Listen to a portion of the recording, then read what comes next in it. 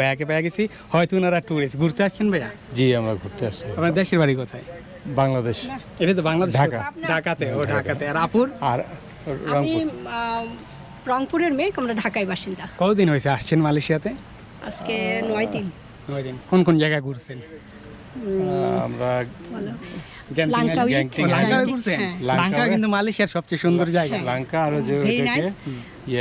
কি গ্যাংটং। পুরানো শহর যেটা ও, মালাক্কা। Heritage Malacca. মালাক্কা। হ্যাঁ। মালাক্কা ভালো লাগছে? হ্যাঁ, গরম অনেক বেশি, তাই না? অসাধারণ, গরম অসাধারণ। বেশি। না আমরা ছিলাম ওই বৃষ্টি টিষ্টি আমার একটু গাড়ি ছিল, নিয়ে গেছিলাম। ও, গাড়ি নিয়ে ফ্রেঞ্চ ভিলেজের মানে অনুভূতিটা কি? এক কথায় বলবো অসাধারণ।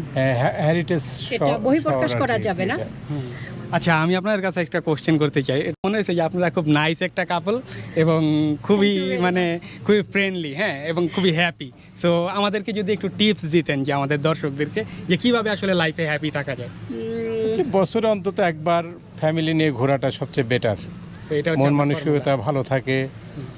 কারণ একটা আর বছর family-কে বোরিং সময় দেওয়া বোরিং মনে হয় বিশেষ প্রয়োজন।